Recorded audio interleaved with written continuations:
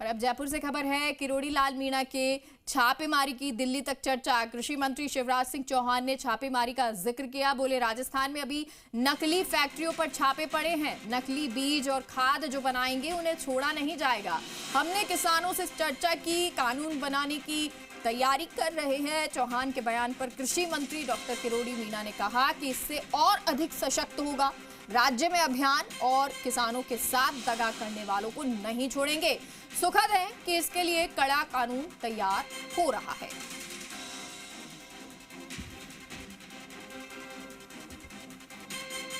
अब किसानों की बात बहुत वाजिब है कि दवाई खरीदेंगे तो पता ही नहीं कि असली है कि नकली है। डाल रहे हैं और पता चला फर्क ही नहीं पड़ रहा। यह अमानक स्तर की पेस्टिसाइड या खाद भी कई बार खबर आती, राजस्थान में जैसे भी छापे पड़े। मैं आपको आश्वस्त करता हूं, हम लोगों ने तय किया है किसानों से चर्चा करके ही अमानक स्तर के बीज, जिसके बारे में कहते हैं नकली बीज या खराब बीज, नकली पेस्टिसाइड जो बनाएंगे उनको किसी भी कीमत पर छोड़ा नहीं जाएगा। कड़ा कानून बनाने की तैयारी है।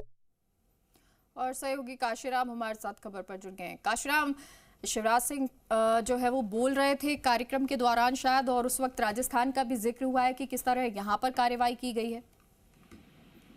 बिल्कुल, केंद्रीय कृषि मंत्री शिवराज सिंह चौहान का जो ये बयान आया है, इस बात को लेकर के और कृषि मंत्री डॉक्टर किरोड़ी लाल मीणा ने सराहना की है इस बयान की। और उन्होंने ये कहा है कि केंद्रीय कृषि मंत्री के इस बेबाक बयान से राजस्थान में जो अभियान चल रहा है अमानक बीज, खाद और कीटनाशक के खिलाफ, वो अभियान और ज्यादा मजबूत होगा, सशक्त होगा।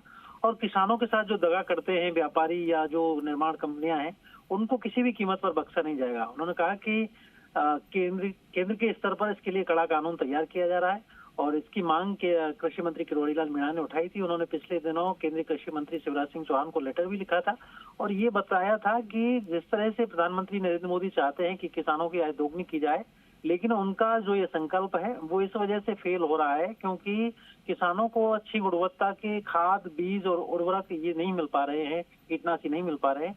और जो घटिया क्वालिटी के खाद बीज मिलते हैं उसके चलते किसानों की फसल है वो सही पैदा नहीं होती, उनको अच्छी पैदावार नहीं मिलती। और जो किसी भूमि है वो भी उर्वरक जो भूमि है वो बंजर होती जा रही है। इस तरह से ये जो जिनकी वजह से नकली और घटिया क्वालिटी के जो खाद बीज बनाए जा रहे हैं उन पर करने की उन्होंने मांग की है।